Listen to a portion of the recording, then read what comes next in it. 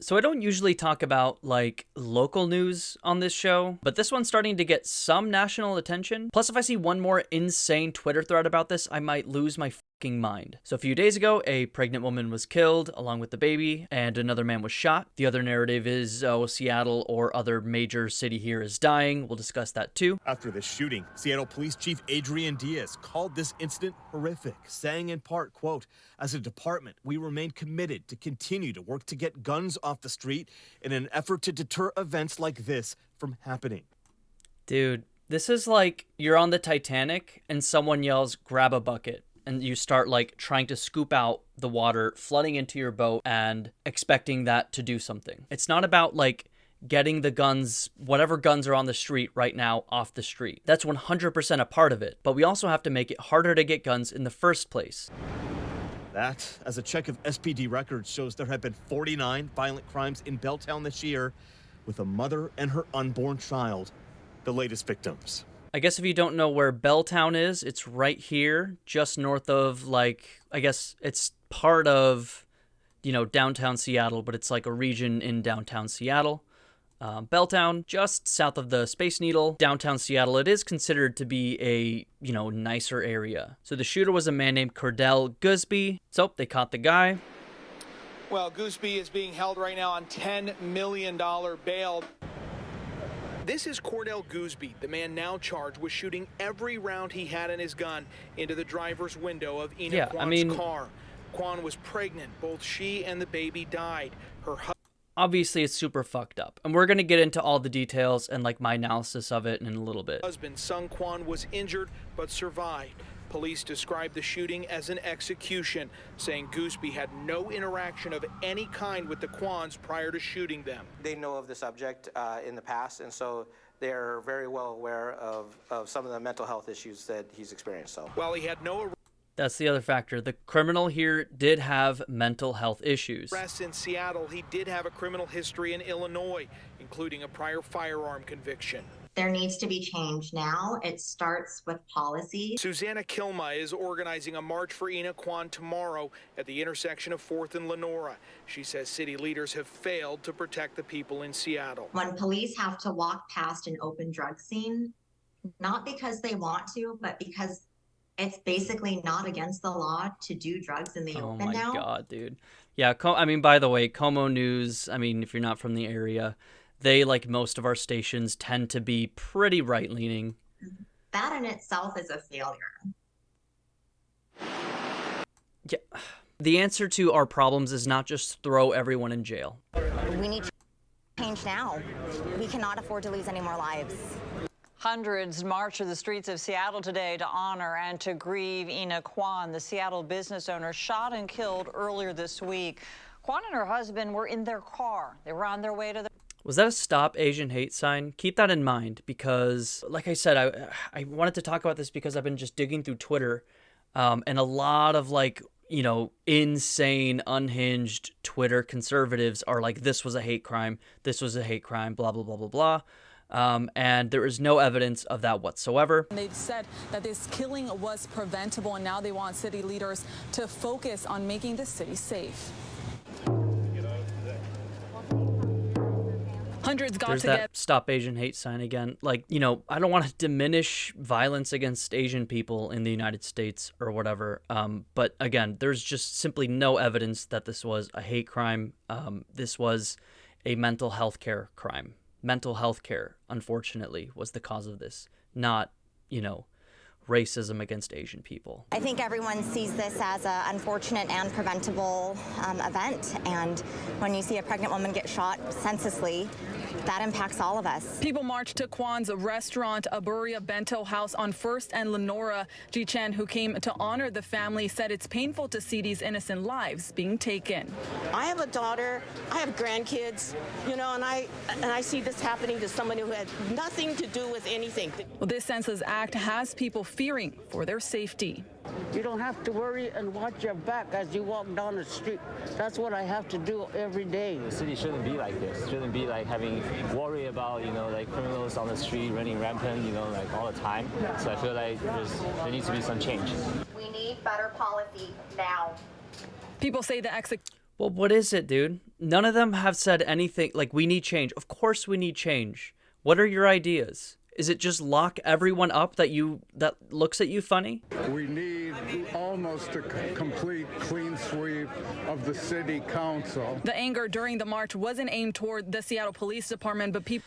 One, solving this problem is not going to come at the fucking Seattle City Council level. Seattle has like 1,500 fucking cops. The answer isn't more cops. The answer isn't more arrests. The answer is never more prisons. The answer is solving systemic socioeconomic inequality. The real criminal here is systemic racism, but not like Asian hate racism and systemic poverty. But black people tend to experience poverty at significantly higher rates than like white people or Asian people in the United States, which is why you see higher crime rates in black communities. Many police have been leaving Seattle because they are not getting the support from the city council.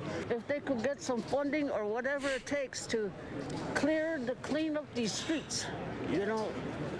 It's not about giving money to cops. It's about solving the systems that create people like Cordell Gooseby. Like, okay, should Cordell have just been in jail for life, his first offense? How would more cops solve this situation? You need to stop the systems that create people like Cordell, not just throw more cops at the situation. Once again, I need to remind you that Como News is a Sinclair-owned station. So everything you see in these articles and these videos is going to have a distinct right-wing stance. Free of drugs, free of hate. Yeah, it's free of drugs. More cops. Throwing more cops at this problem is not going to result in like less drugs. It's not going to result in less hate. What do you want? Like 10,000 cops? You want to live in just like a violent police state? You think 10,000 cops is going to solve this problem? We already have more cops than ever. Police spending per capita is way the fuck up. The answer isn't just more police, more jails, one more jail, just one more jail, one more cop, one more cop. No. That's not the solution. These aren't real answers. Organizers of the march are asking people to reach out to city leaders and demand that change. For now, reporting in Seattle, Karina Vargas.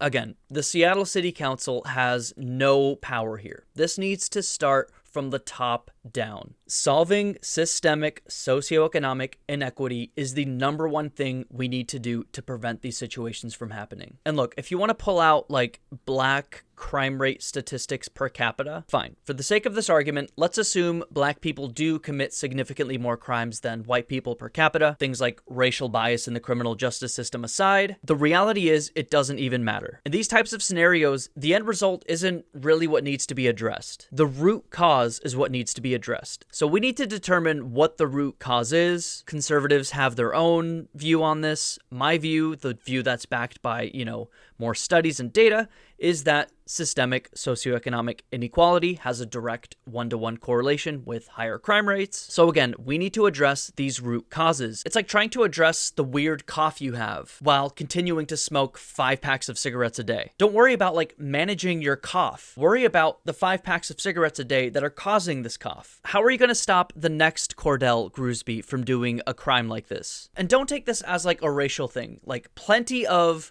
white people from shitty socioeconomic conditions commit crimes like this all the fucking time. It's just compared to the average white person, black people have significantly shittier socioeconomic conditions. So you see things like higher crime rates per capita or whatever. But again, how would more police on the street stop the next Cordell? It really wouldn't. More jails won't do it. We already know how shitty jails are.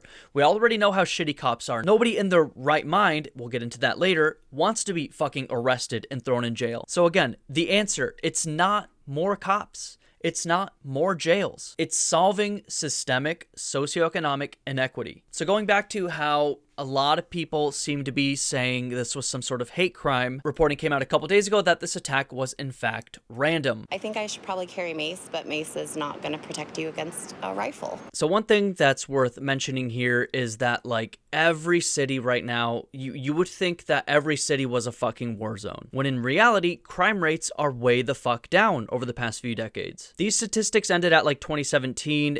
They've definitely gone up since 2017, closer to around here, probably, for both of these. Like, there is an uptick recently, but, like, since the 80s and 90s, way the fuck down overall. But there are two things that are true. There are hundreds of thousands of people in Seattle, millions of people in all these major cities. Two, we have a huge problem of systemic socioeconomic inequality. We have terrible healthcare, including mental health care. And these things add up to, yes, you will see horrific, violent crimes like this, you know, at a certain scale. Also here's a poll. How safe do you feel in your neighborhood? 17% very safe, 32% someone safe, 52% not safe at all. Meanwhile, our cities have basically never been safer. But the media, you know, right-wing media especially, but liberal media does this as well, paints a narrative that causes people to have perspectives like this. Am I trying to say that big cities don't have any issues? No, I'm not saying that at all. Every time I'm downtown, I see some weird fucking shit. It sucks. But like, blaming individuals is not the right way to look at this. We heard a bunch of people talking.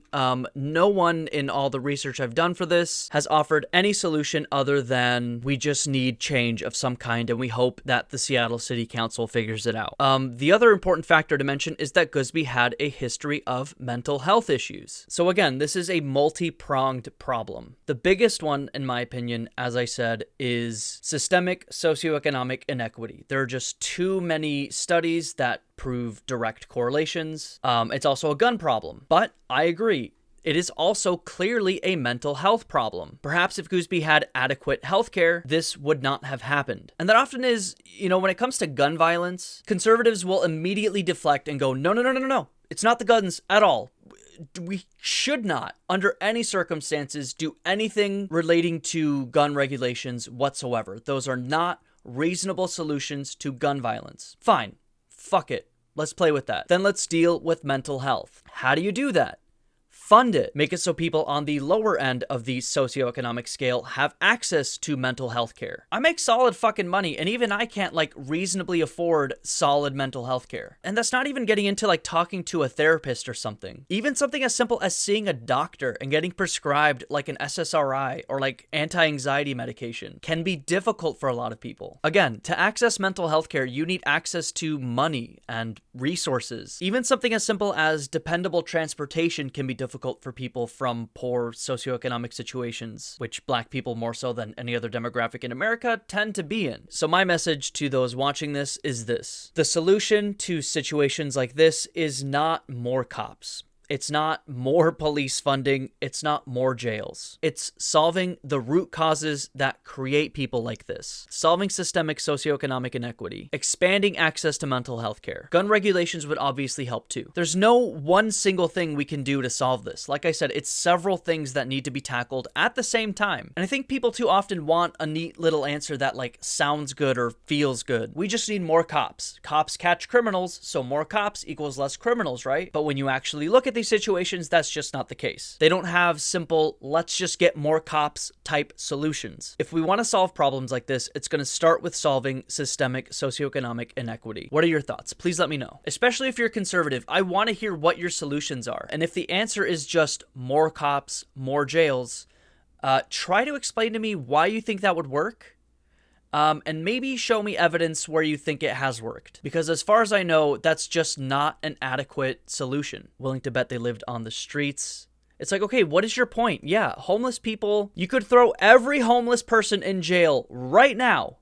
And 10 years from now, there will be more homeless people. The problem can't be solved by just throwing everyone in jail. Helping people out of poverty, offering them things like healthcare, social safety nets, that's the way out of this. This is what happens when you dismantle the institution of public safety. Dude, we have more fucking cops than ever. Cops have never been this fucking funded, dude. Do I need to show this shit again? Cops have never been more fucking funded, and we're still seeing these fucking problems. So maybe the answer isn't just more fucking cops. That's such an overly simplistic, reductive, fucking stupid idea. It's okay, democratic progressiveness tolerates a higher level of violence. What? All we're saying is the solution isn't to like publicly execute criminals or like mistreating them in our prisons. That's another thing I just didn't have time to get into. The guy was a previous offender, I think they said. Our prison system encourages and benefits from recidivism. Prisons should be a place of rehabilitation and teaching. I don't know what we expect to happen by just mistreating these people keeping them away from society for extended periods of time, and then throwing them back out as second-class citizens and just telling them to fucking figure it out. Another black on white crime? Yeah, Debbie, you're so right. Debbie, mega MAGA. My pronouns are MAGA.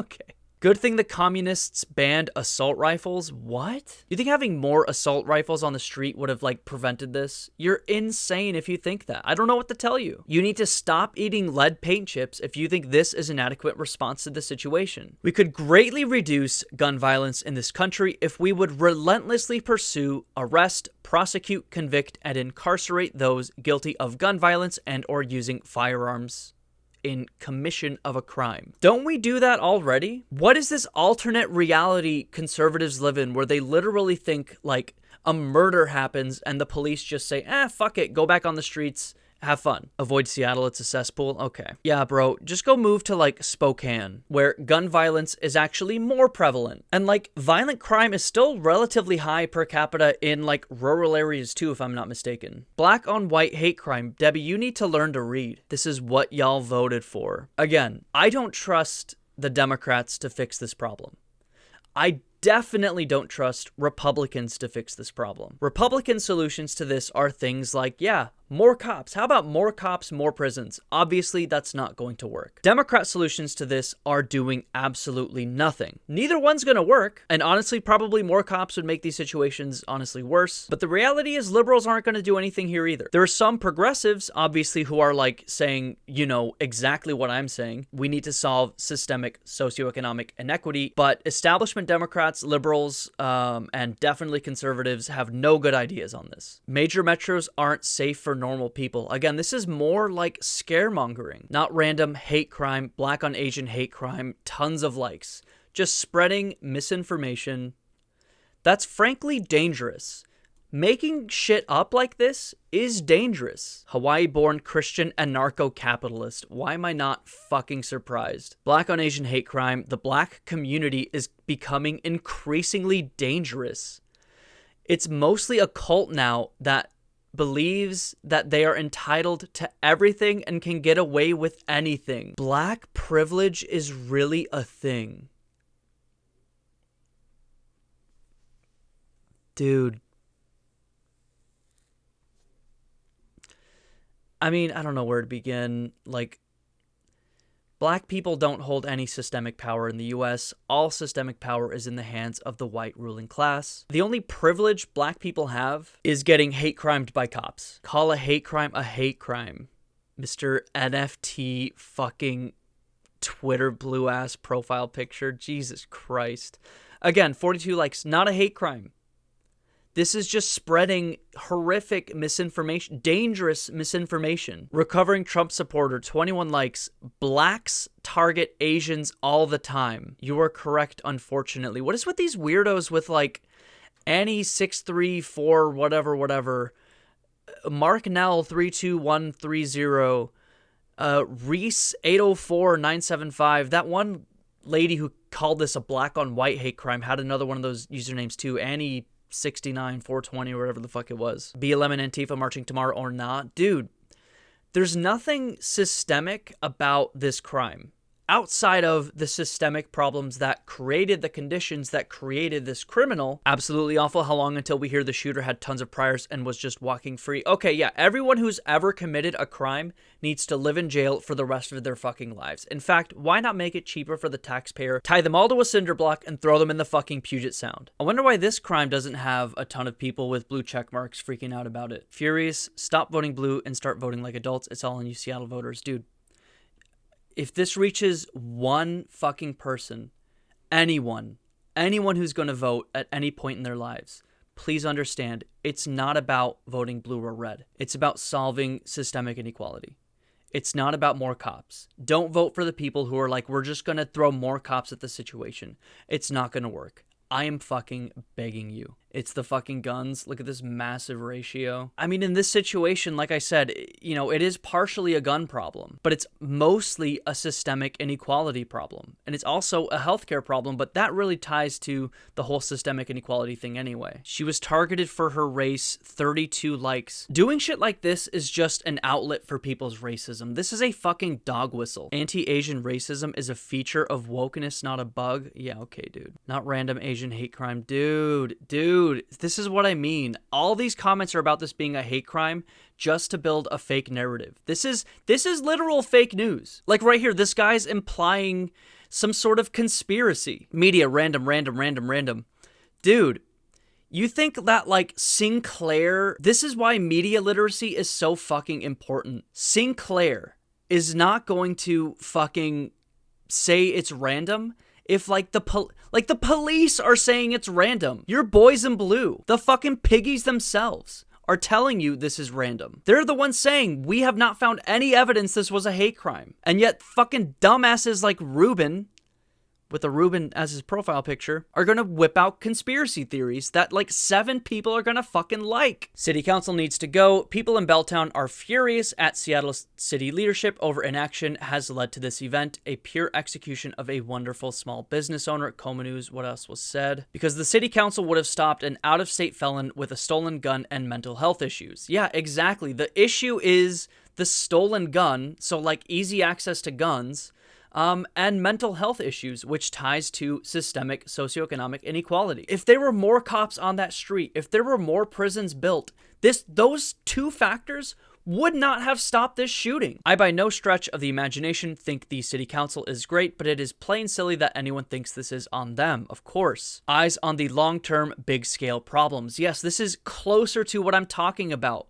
By long-term big-scale problems, I'm assuming he's talking about tackling the root cause of this problem, i.e. systemic socioeconomic inequality. Homelessness, open-air drug use, blatant crime in the middle of the day in downtown aren't big-scale problems. That's not what the dude's talking about. These are, all of these, big problems that 100% need to be addressed. But the answer isn't just throw every homeless person in jail, throw every person who sniffed a drug in jail. Solving the root causes that create these people is the solution. And just throwing more cops and building more jails does not solve the root causes of these problems. Of course, right-wing Sinclair Station, how about gun reform? Yeah, at least someone's like closer to what I'm talking about. An investigation found that Minneapolis police officers used excessive force, including unjustified deadly force, and violated the rights of people engaging in constitutionally protected speech. Damn, I wonder why this tweet from Como News does not have the same activity in the QRTs. This is a real systemic problem. So where's all the fucking crazy people in the QRTs?